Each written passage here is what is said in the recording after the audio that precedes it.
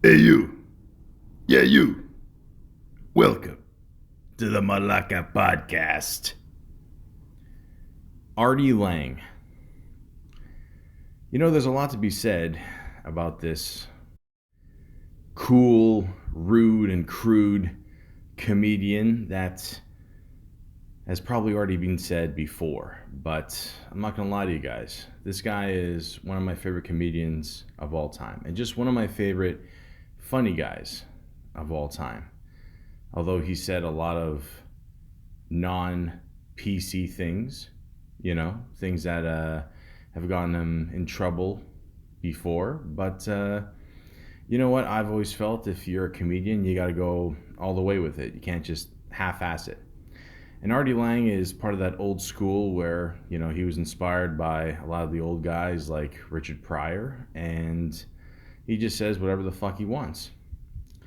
But unfortunately, Artie has had a lot of problems, and that's putting it very lightly. Everything from his gambling to his drug addiction and God only knows what other things. But you know what? He's still here. He's still alive. To me, he's like the Keith Richards of comedy. I don't know what keeps him alive, but he's still here. So he's definitely here for a purpose, and he's here to entertain all of us. Arthur Stephen Artie Lang Jr., born October 11th, 1967. Again, I'm a Leaf fan. I don't know why recently, for some reason, 1967 just keeps haunting me. But anyways, is an American comedian best known for his jobs on The Howard Stern Show and the sketch comedy series Mad TV. He was born and raised in New Jersey. Artie Lang first worked as a longshoreman and a taxi driver to help support his family following the death of his quadriplegic father in 1987. After that, he made his debut as a stand up comedian and took up the profession full time in the early 1990s, performing in clubs and improv shows all around New York. Now, since then, obviously, he's gone all over the United States, parts of Canada, and pretty much dominated stand up there. But the one thing I'll always remember him for, and the first time I ever saw Artie Lang was on the show Mad TV. Now, when Mad TV first started, it was around the mid 90s. They were still competing with shows like Saturday Night Live, and it was kind of a slow process for them to become popular. I mean, a lot of people knew the magazine, obviously, but this cast was not well known at all. But at the same time, Artie Lang was one of the guys who basically stood out. Now, he did this one, I don't know if you call it famous sketch, but I call it famous because I think it's hilarious. It's called That's My White Mama. Now, if you ever have the chance, look it up on YouTube. Basically, it's about a guy who was just, driving a car, stuffing his face with one of the biggest burgers I've ever seen in my life. And he accidentally hits an old black lady, and he gets out of the car. Sorry. This is how stupid TV was in the mid 90s. Anyways, so he he gets out of the car, and the soul of the woman takes over him and just goes into his body, and I'm sorry, and sorry, I'm just picturing it, and he just becomes the old black lady, hence That's My White Mama. And it's basically every stereotype you can think of, everything from menthols to the plastic on the couch, which I'm going to be honest with you, I didn't know that was really a black thing. I mean, because I grew up at my nana's house growing up, and there was like plastic all over the furniture. So I think it's just like trying to keep the shit, fresh thing. But anyways, yeah. So if you ever have a chance, check that skit out. That was really funny. What was really funny though is he did a sketch called Babe Watch, Babe. Now the whole point of it is he plays Babe the pig from the movie Babe, and I mean the sketch itself it's not really that funny, but the story behind it is what makes it really funny. Now years later he ended up on the Howard Stern show and he told the whole story, and it's classic. Just it's one of the funniest stories I've ever heard. Again, go on YouTube, put in Artie Lange the pig story, and I guarantee you will laugh your ass off. I don't want to give anything away, but yeah, because I'm not going to do the story justice at all. But I guarantee you, it is one of the funniest stories you will ever hear in your life. You just sit back and enjoy the ride. And yeah, I mean, like throughout the skit, like he's wearing these, like teats, whatever, that, pigs wear and all that. But again, the story behind it, like, it was a whole thing basically where, like he, looked himself in the mirror. He didn't like what he saw and he wanted to get Coke. And, it just goes downhill from there. But I can absolutely guarantee you it's one of the funniest stories you've ever heard. So speaking of Coke, that's actually one of the reasons why he got kicked off Mad TV. I mean, he would go on these benders, and people can reach him for a couple days or whatever, and yeah, it got really bad, and it got to a point where they cornered him at Mad TV, and they just told him, look, you have to go into rehab, whatever. I think he was in the same clothes for the last 5 days and whatever, just drinking and blowing rails, like nobody's business. And he started running away, and they ended up like chasing him, the cops. And I think at one point they had like a helicopter because he was just going into people's backyards and like jumping over fences and falling over pools. And sorry, again, I'm just like, I'm just picturing the shit in my head. I mean, but anyways, so then, at one point, the cops, catch up to him, and like he takes a swing at an LA cop, and, they find Coke on him, and, he's just fucking screwed. And then at that point he had to go to jail for a couple days. And again, this is a great story. I mean, if you have the chance, like look it up on YouTube, just put Artie Lange story. It should pop up. I mean, he tells all these things on Howard Stern. And a lot of people thought he was a snitch, and he just caught a whole bunch of shit in there. I mean, there was one point where he actually was in a couple scenes of the movie Jerry Maguire, 2 scenes with Tom Cruise. And then like while he's in jail, like sitting in the jumpsuit, he actually got a phone call from Cameron Crowe. And, he said, look, Art, I'm sorry. We don't need your part in the movie, so we're going to have to take you out. Hopefully we can work again. It just, he never called him again. But, it just sucks. I mean, like you're in jail for all this shit, and then on top of that, you don't get the role. And it's just like, oh man, like what the fuck am I going to do for the rest of my life? And it just sucks. And apparently, like Mad TV gave him another chance to be on the show. What's funny is like I remember like he was supposed to come back on the 3rd season, and then like I think he fucked up again, and then he got fired for the second time. And the second time they're just like, okay, man, like we're done with you. No offense, whatever. And he understood that, whatever. And it was funny because like I remember watching Mad TV as a kid, and they actually had him like in the beginning of the credits in the 3rd season. Like they had his picture, then they showed Will Sasso, and then because I guess Will Sasso was supposed to like take his place, whatever. And yeah, it was weird, but yeah, it didn't work out. And he was like, yeah, I'm gonna go back to driving a cab, after being on like Mad TV.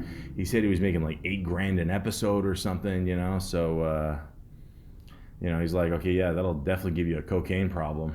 And yeah, he's like, all right, I'm just gonna go back to driving some cabs. And then all of a sudden, like out of nowhere, Norm Macdonald, who I did a podcast on, awesome comedian, and he called him up and said, "Hey, look, I need you for my movie." He was like, "All right, cool." He said originally when Artie read the script, the first line he ever said was, "Hey, Fruity." And he said he just fell in love with the script right there. He's like, I got to do this.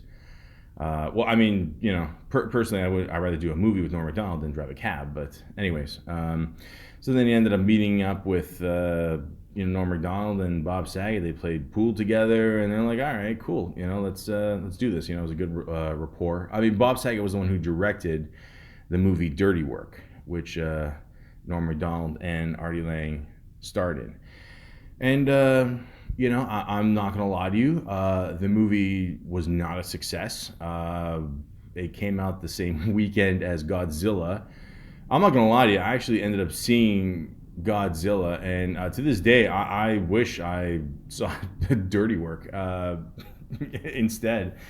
But, but according to Norm Macdonald, I mean, he said, the movie was a success. He says, what do you mean? The movie made over $1 million. So all right, cool. So then after that, I mean, Artie, was doing a couple of movies here and there, still doing the stand-up, whatever. But at this time, like when they were promoting Dirty Work, he goes on Howard Stern. And, at first, Norm Macdonald went in the studio.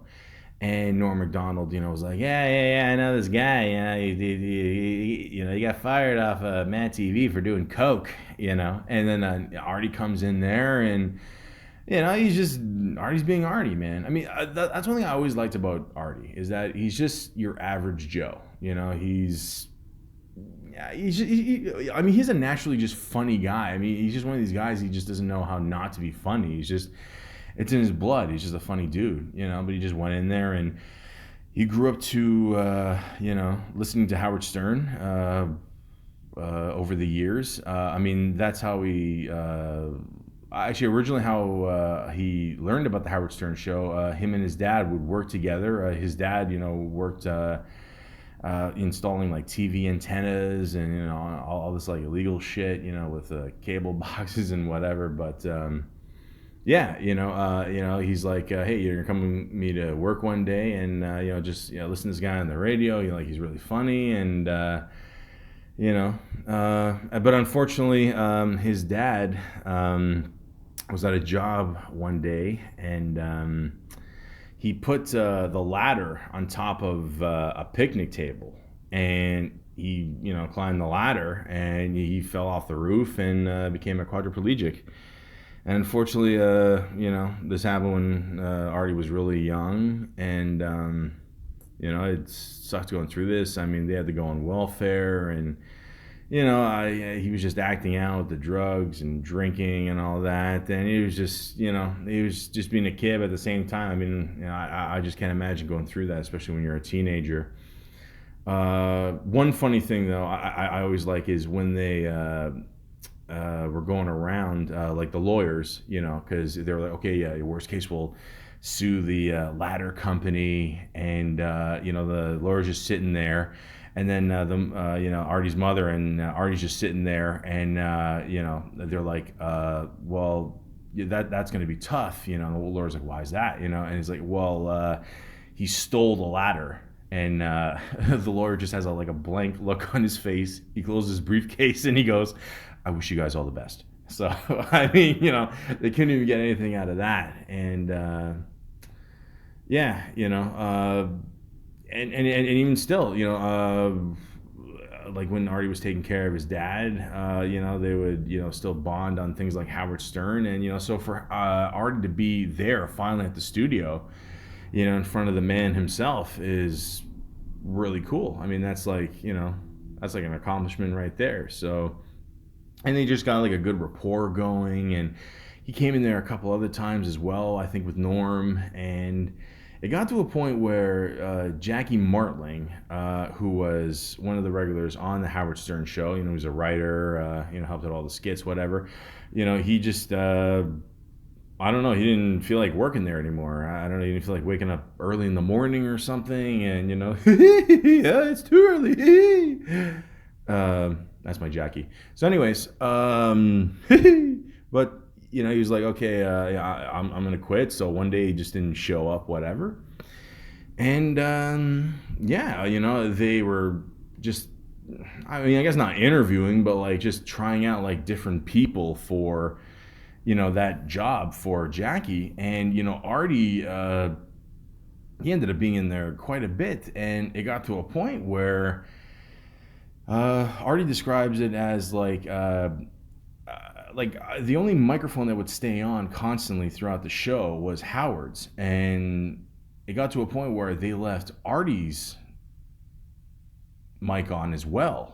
And that never really happened before, but that's, I truly believe that's how funny Artie was, because Howard was probably just thinking, okay, worst case scenario, I mean, to fill up empty space or whatever, let's just go to Artie, he'll have a funny story, something to say, whatever. Sounds great. So, and then it got to a point where they basically hired him full time as the guy, and for a long time, it was pretty awesome. In my opinion, I listened to the Howard Stern show before this.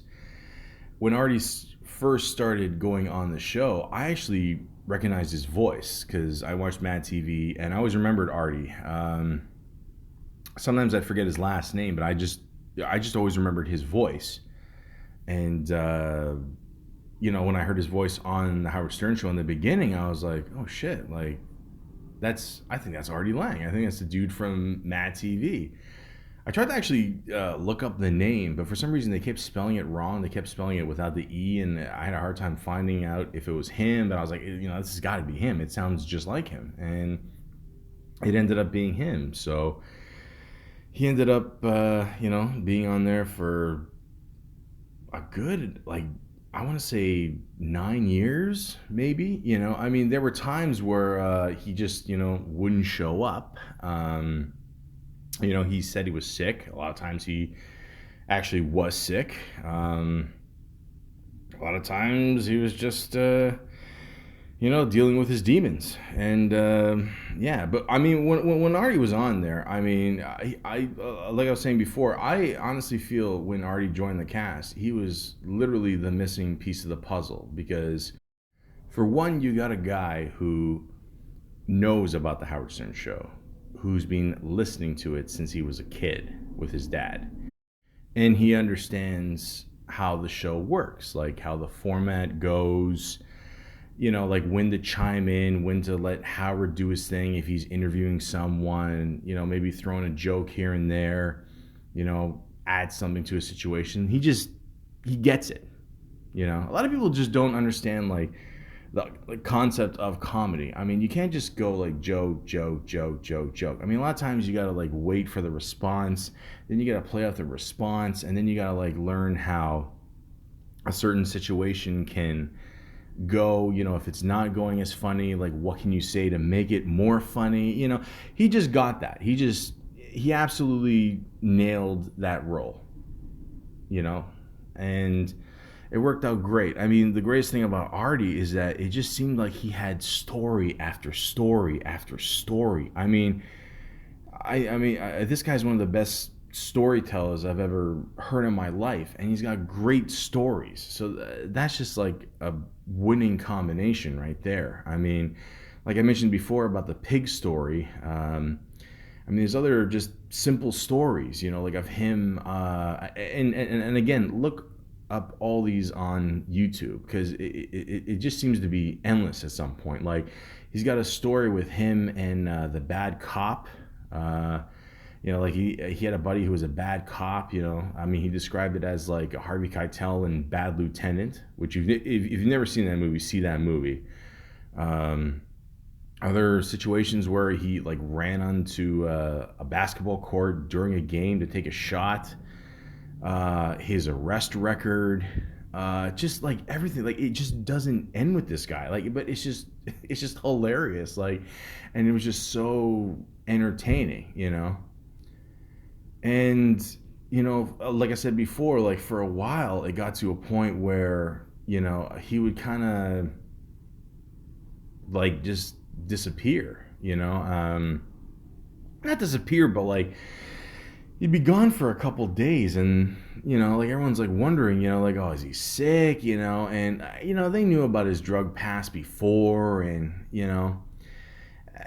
people just like were really concerned. I mean, there was a time where he showed up late one day, and he had like the biggest gash on his eye. Like, you gotta look this up, like when you get a chance, and like it looked like, I don't know, he looked like he just had like a samurai fight or something. I mean, like, he literally almost lost his eye. Like, he woke up and he fell into the dresser, in the point of the dresser, and he almost took his eye out.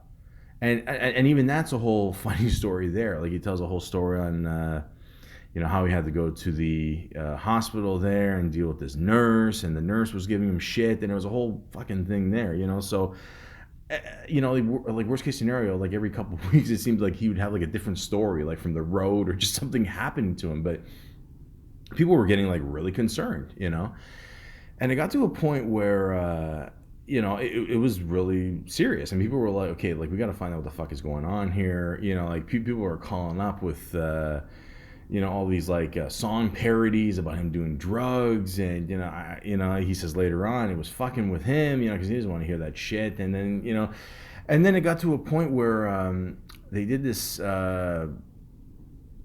on the show where they had these homeless people come in, and they all had like some kind of drug problem, a lot of them heroin, and like all of a sudden Artie just says, hey, like, I got these pills that will help you wean off that.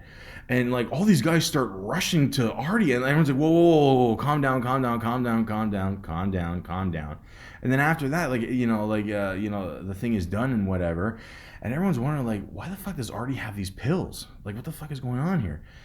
And then live on the air, like during a commercial too, and this was like the most fucked up thing, and Artie just starts going, well, things happen in your life, and he's just telling the story how he just started doing heroin, and at the time he was going out with this girl named Dana, and that affected the breakup, of course.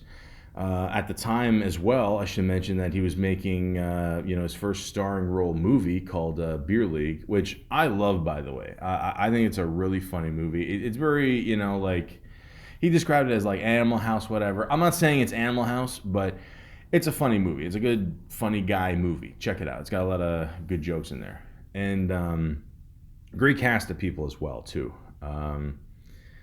And of course it was affecting the shoot there as well, and it just basically takes over your life. Like, he said at one point, when the first time he did heroin, he did it, and he fell on the bed into his pillow, and he said literally out loud, I'm in trouble.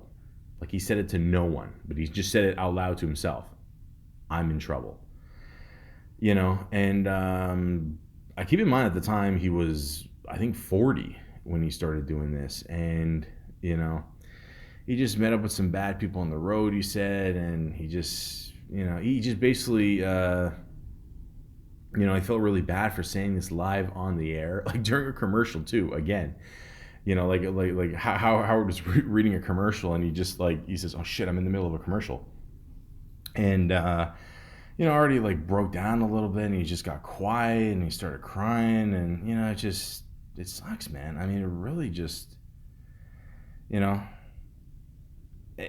I've never had a drug problem. I know people that do have drug problems, and me personally, I've had to like cut a lot of these people off in my life because I just can't do it. So and I know Artie's been through a lot of stuff in his life, and at the same time, he's got this great opportunity, and obviously he doesn't want to fuck it up, But I mean, there were times again where he just would not show up, and people are like, oh shit, he's back on it, and then he would go to rehab and then not go to rehab, and it was just a whole back and forth thing. And then like for a while, it basically became like the Artie Lange show. And at one point, he was actually voted as more popular. Like he was the most popular person on the Howard Stern show.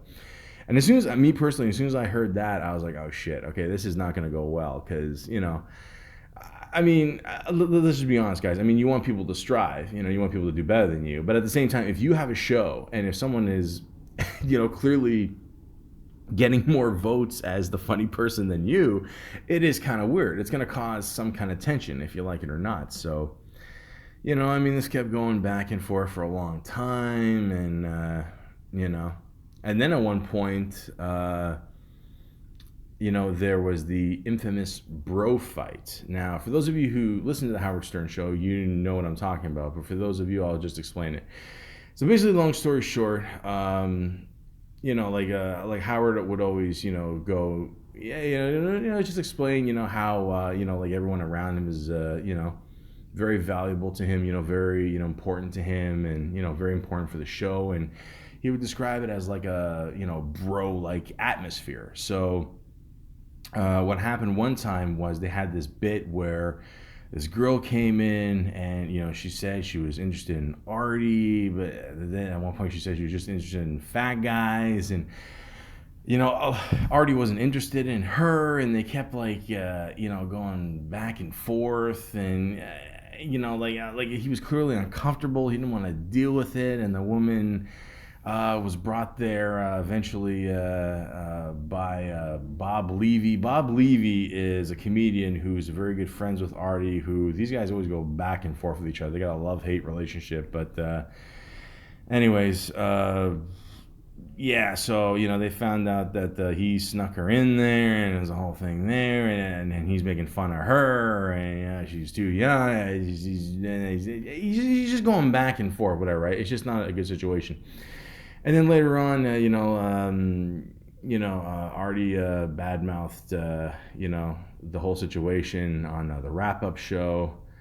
And then the next day, Robin starts off and says, "Hello there, jerk," and she's referring to something that Artie said on the wrap-up show. And I think the irony is that like Artie didn't even say that, and but it just caused the whole thing, and they were just going back and forth, and that's not what a bro does, and and it was a big thing in the air, and I knew at that moment, like right there, it's just never gonna be the same again.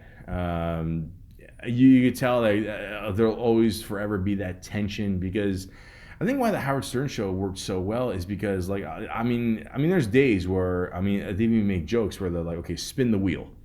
And, it basically means that, like, for that first hour, maybe they're waiting for a guest or something, so they'll just start to pick on someone on the staff. And because of Artie's, drug past and him being fat and all this shit, I mean, they picked on him a lot, But at the same time, like, it's all part of the show. I mean, it's just he was literally sitting right next to Howard. So, but at the same time, like, he would fight back. He would say shit back to him, A lot of people didn't really do that on the show. I mean, they just wanted to, keep it moving. But, like Artie, for the most part, would always call Howard on his shit. And, they would go just back and forth a lot of times. And, in many ways, they're two completely different people, and it's, in many ways, that's what made the show great. I mean, they were just like, two different worlds, but, they were on, the same stage. And that's what made this dynamic duo work so well together. But eventually, it didn't work out so well. And another big thing that happened live on the show is that Artie Lange would have this assistant, Teddy. And Teddy,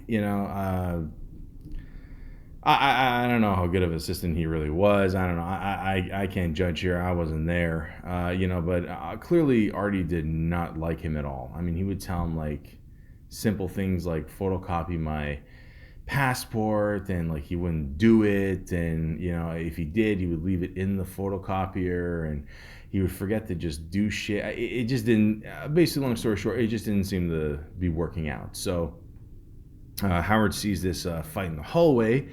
And, like Artie says, it's music to Howard's ears, because he loves a good fight. I mean, it's good for the air. And, Artie's just talking about it with Howard. And then, Howard is agreeing with, Artie that Teddy should be doing this and that. And then Teddy comes in. And, it just pretty much, goes bad from there. I mean, Teddy's just sitting there, or standing there, he probably wishes he was sitting, somewhere comfortable, but it was not comfortable at all. And he's just taking all the abuse from Artie, and, and then at one point,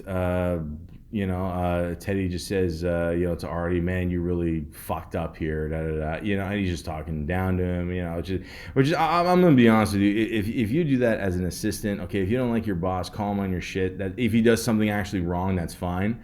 But, at the same time, man, you gotta, he did a lot for Teddy. I mean, he like loaned him money and all this shit. And again, not to put all the blame on Teddy, but, that's another thing Artie has to absolutely stop doing, is loaning people money. Like, he told a story one time. I think he loaned somebody like $40,000 or some shit, and he ended up seeing the person afterwards, and like, you never pay him back, and it's a whole, like, stop. Like, Artie, if you ever hear this, man, please stop loaning people money. It's just not worth it, man. Trust me. So anyways, Teddy says that, and Artie just fucking loses it. Like, live on the air, millions of people watching, and he's like, I fucking hate you, Ted. I fucking hate you.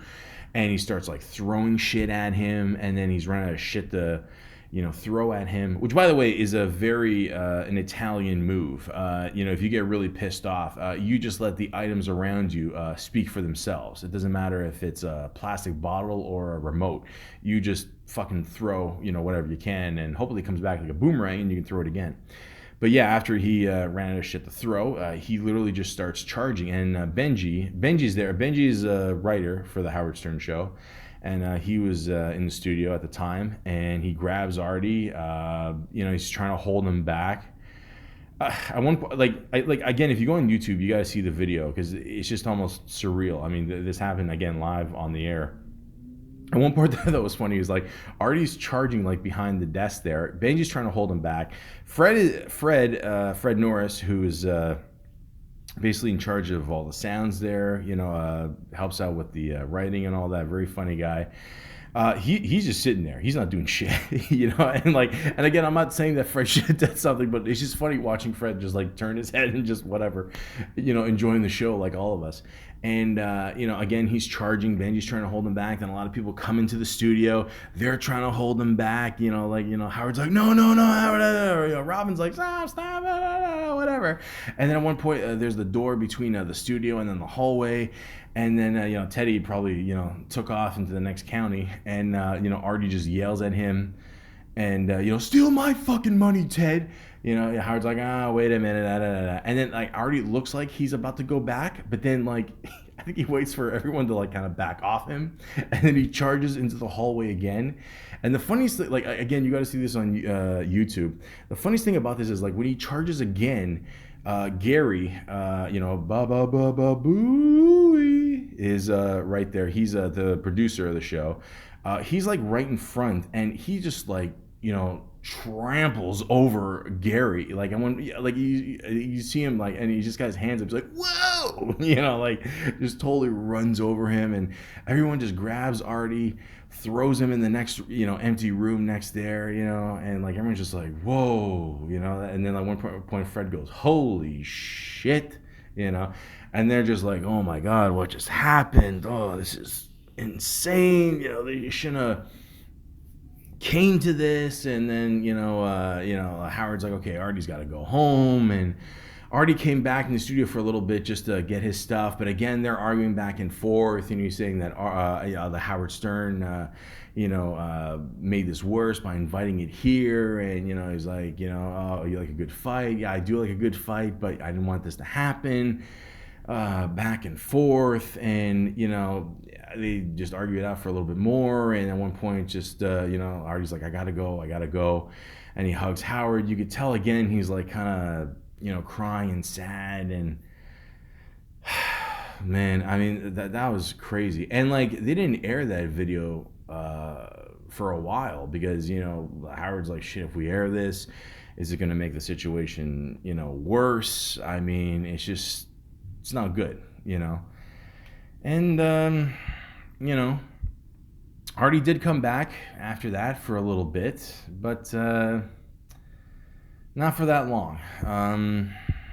Unfortunately, like I said before, he was on the show for about 9 years.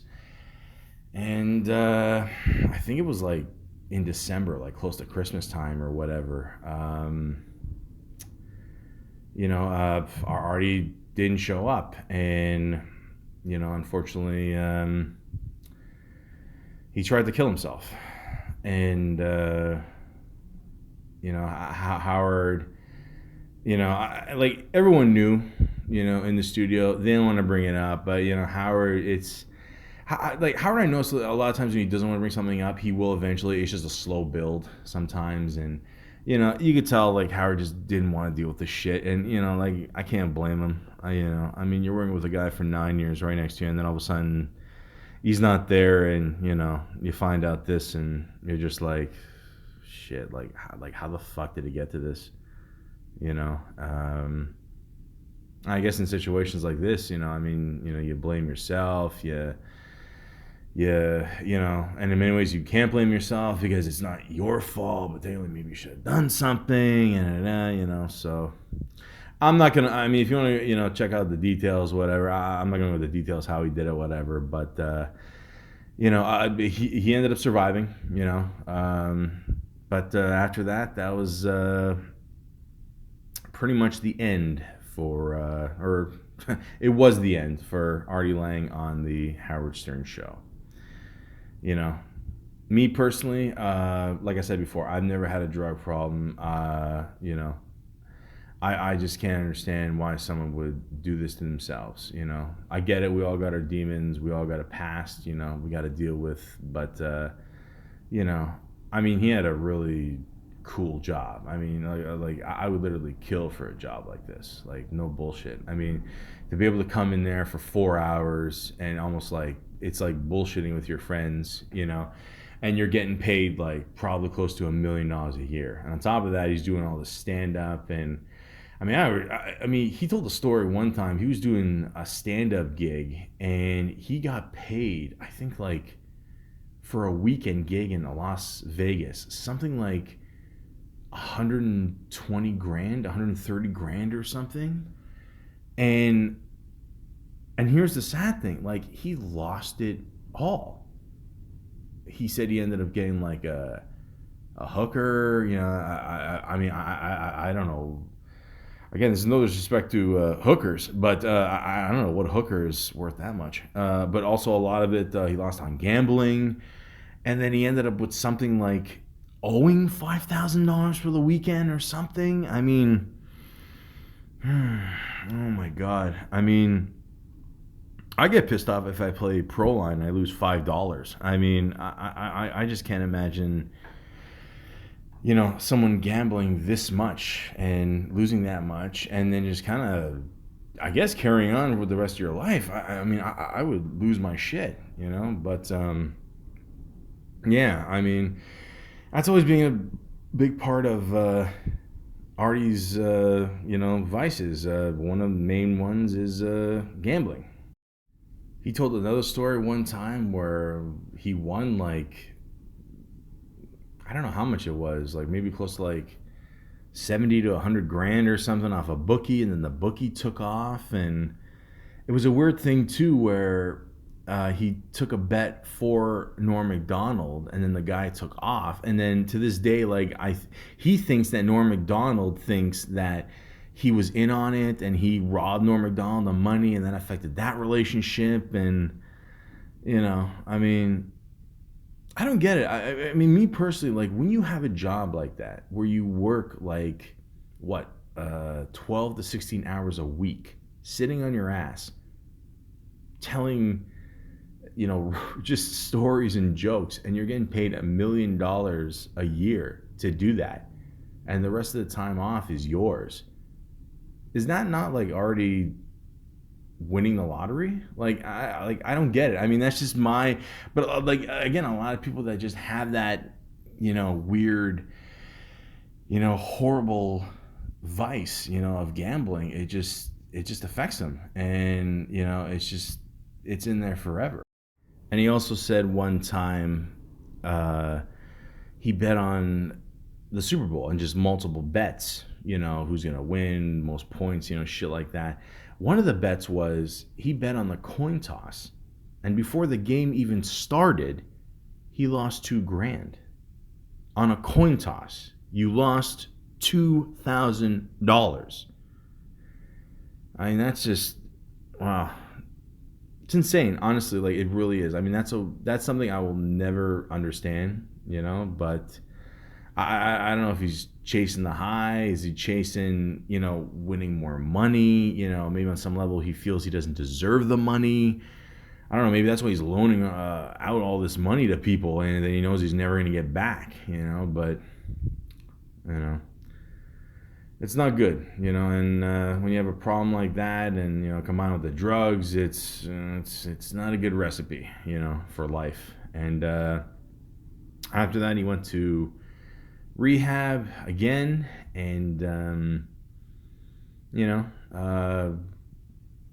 I assume he got a little bit better. He started seeing a new girl after that as well. I think her name was Adrian. I remember, because I always remember like Rocky. So I mean, whenever you team up an Italian guy with Adrian, expect a lot of jokes. But after that, he completed the rehab, and he resumed his career, and he went back to what he does best, going back on the radio. And he went on DirecTV satellite radio, where it's weird because certain parts of satellite, like, you can be censored and you can't be uncensored and blah blah blah whatever. This one he was censored, and he teamed up with one of his closest buddies, that he works with in stand-up, called Nick DiPaolo. Nick DiPaolo, look him up. He's a really funny guy, great stand-up comedian. If you like guys like Dave Attell and Jeff Ross, I mean, you'll love him. So they just called it the very simple name, the Nick and Artie Show. And again, it was like, the same thing. Like, Artie was just back to basics, it was more like a sports show, but really it was like, half sports, half these guys just bullshitting. I mean, there were times where they were just, they would just argue back and forth. I don't know. It seems to be a big thing in Artie's life. I don't know. He seems to just argue with everyone. I don't know. Maybe it's just the Italian in him, who knows? But, and then I'm going to be honest with you. I don't know what really happened here. And to this day, I don't know. I don't know if they thought that Artie would be better on his own. They wanted to save money if Nick DiPaolo wasn't happy. And then, about maybe a year later or something like that, or a couple years later, he left the show. And then it became just simply the Artie Lange Show. And, it lasted, I think, about another maybe year and a half, something like that. And, I guess it just wasn't doing that well in the ratings. I mean, I don't know. I thought it was funny. I mean, again, I'll just say this. I'm one of these people, whatever Artie Lange does, I'm there, because it's just funny. He's just a very naturally funny guy. I mean, to this day, I still go back on YouTube and look up clips of him telling stories on Howard Stern show or just wherever. I mean, it just still makes me laugh. So, but a lot of people, I mean, I don't know, maybe they didn't get his sense of humor. I mean, he can be a little rough around the edges at times. I mean, but, I think it's funny. And, during all this, even after that cancellation of that show, he's like, all right, I'm going to do everyone else does. I'm going to do the podcast game. And he did a podcast called the Artie Quitter Podcast. And that ran for, a couple years after that. And again, it's just Artie doing this thing. I mean, he was completely uncensored, so I thought it was better. You didn't have to worry about, saying fuck or shit or whatever. I've always said comedy is, it's not comedy unless it's uncensored. You got to let the person go on stage or on their platform do their thing. And again, it wasn't as successful. I mean, obviously because it only lasted a couple of years. And then after that, he, teamed up with Anthony Kuma. I hope I'm saying that right.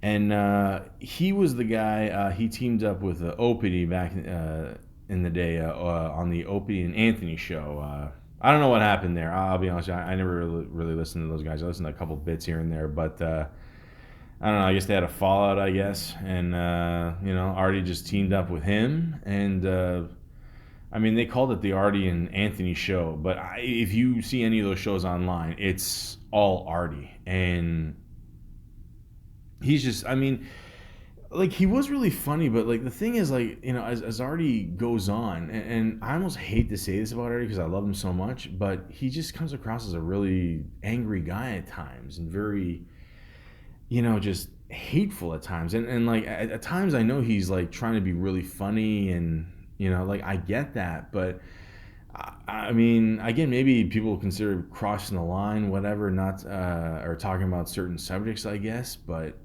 I mean, I think a lot of it is just, is really just pure frustration. And, Artie physically was just not taking care of himself. Like, again, I'm not one to judge, but at the same time, I mean, like, if you look at a picture of Artie Lange, let's say from 2004, and even like 10 years later, he looks like he's aged like 30 years, And again, I don't know if it's because of bad health. I don't know if it's because of the drugs. I mean, but it's just bad, man.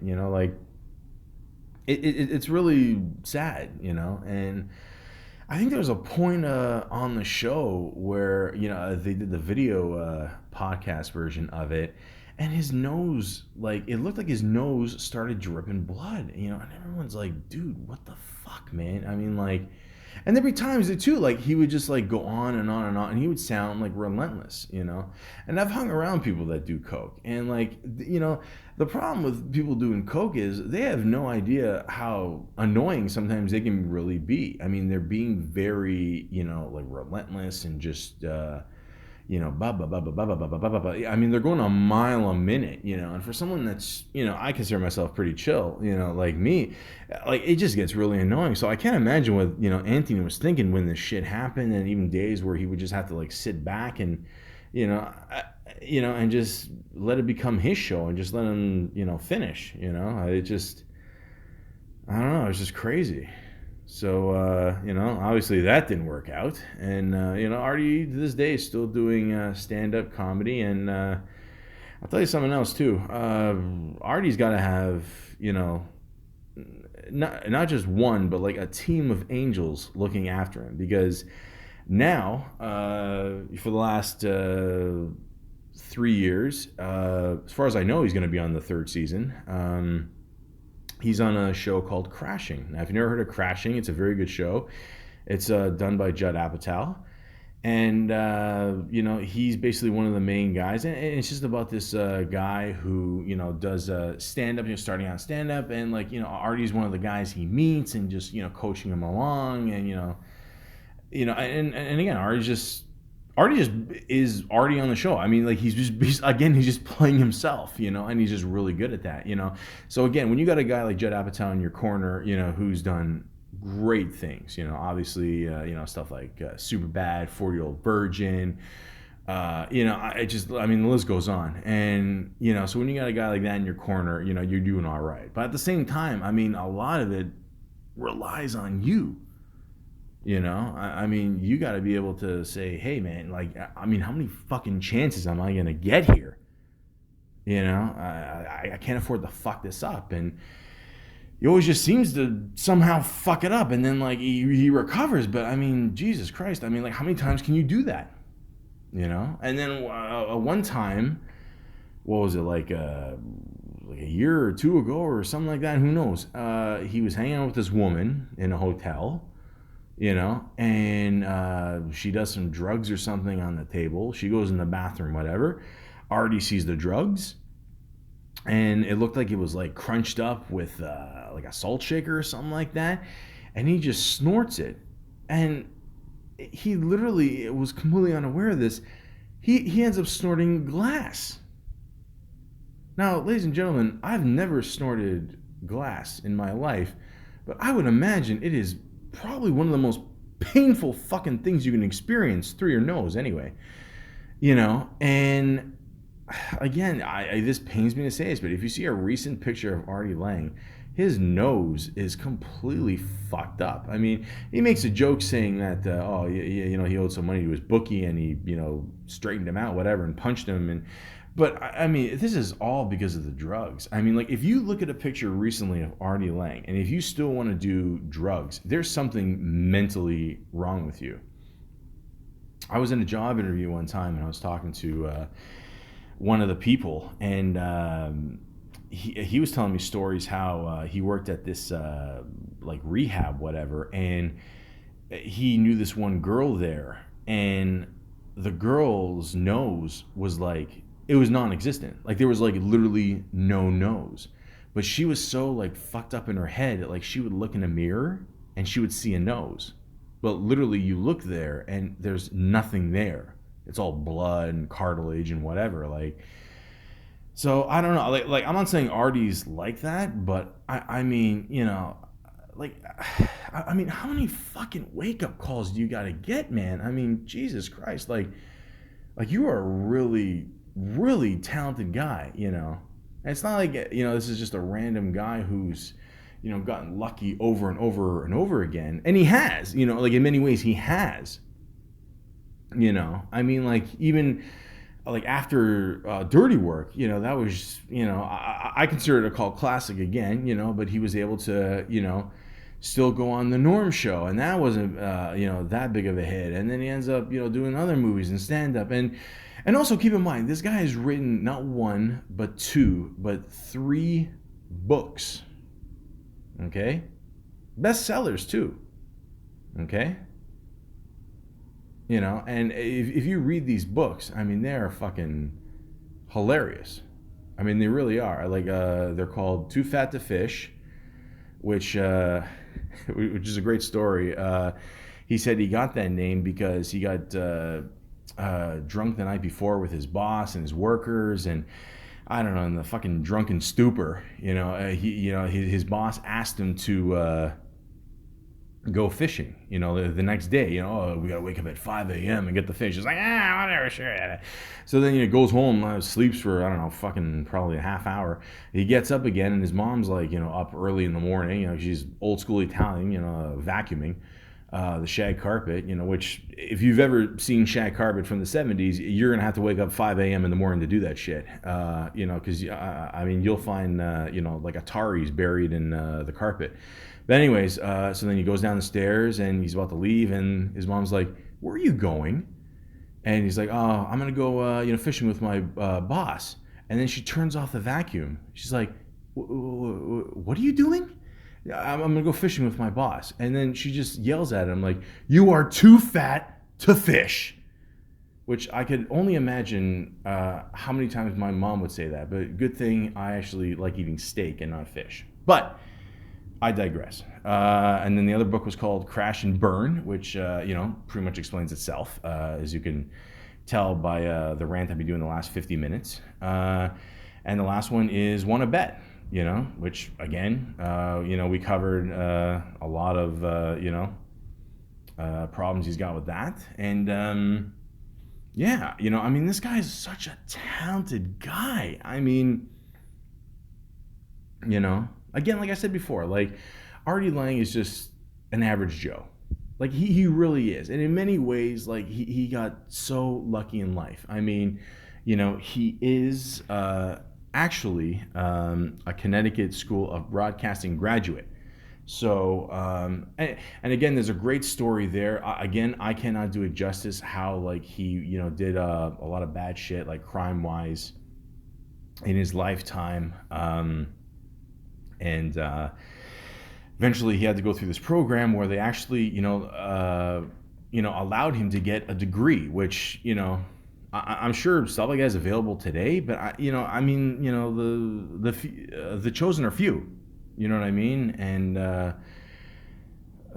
oh, again, I do have to mention this. I just remembered this. There's a great story out there where he robbed a bank, and again, like, again, I can't do it justice. Just look it up. Like Artie Lange robs a bank story, whatever. Like again, that's another classic story, and again, like I'll go on YouTube to this day, and almost like on a daily basis, pretty much, I'll, you know, listen to like an Artie Lang story, and I will just laugh my ass off. And he's so funny, and he's so talented, and seeing him succeed is like seeing a lot of us succeed, all, the average Joes out there that just, are making people laugh every day, and like, like, what if I made a career out of this? What if I, decide to, become a comedian or become an actor, and, become on like on a hit TV show, and, work with great people, and, but unfortunately, luck can only bring you so much. And again, I'm not saying everything he's done is luck. I mean, a lot of it he's had to, actually strive for, and actually work hard for. I mean, when he got the audition for Mad TV, he said he got chosen one of like 5,000 people. So like if that doesn't tell you that he knows how to stand out and be funny, I mean, I don't know what will.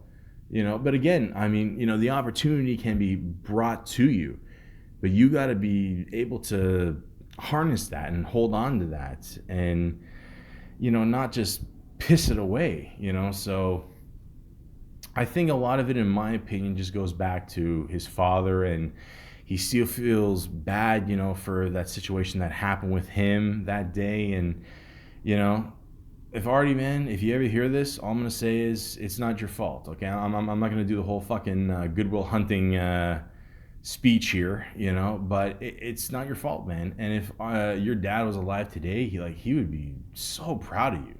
I mean, you've done a lot of cool shit, so you don't owe anybody anything. You don't owe him anything. You don't owe your mother or your sister anything. Like, all you owe is yourself, and it's important for you just to know that, and just to be happy for yourself. And you gotta learn, and it's hard to let shit go, but at the same time, like, things that aren't your fault, I mean, you shouldn't have to let go in the first place, and this wasn't your fault.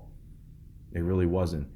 And I want to say personally, when I heard your book, the audio of it, the very first chapter, he only did the audio for like the first chapter or two, and when I heard that first chapter, he was describing his dad dying, and I'm not gonna lie, I cried. Like, I remember crying to myself. I was listening to it in my bedroom, and it was so sad. And then after that, he didn't record any of it again, so clearly he's really affected by that. And again, I don't blame him. I just don't want you to feel that it's your fault. And you got so many people out there that love you, and just want to see you do good. And like, as of right now, like, you got a great opportunity here with Crashing. I've seen all the episodes. Like, it is a really good show. Like, it really gives you a really good idea of what like stand-up comedians have to go through. And you're excellent on that show, and please realize you are, again, loved by a lot of people. And there's a reason why you keep getting these jobs. It's not because you're just lucky. It's because you're a very talented man. And I know you've been through a lot in your life. And even when you told that one story about you going out with that girl in LA, and she had to get the abortion, and which again I recommend listening to on YouTube. It's tough, I get that, but don't let your past be your future. not everything is your fault in life. Some things are just going to happen, and we just got to learn how to deal with it. And I will say this, Artie Lange, if you don't make a movie based on your life, hopefully you can get Jack Black to star as you. It'll be, honestly, a waste of life, because that shit needs to be on the big screen. I love you. I don't care how fruity that sounds. I love you, Artie Lange.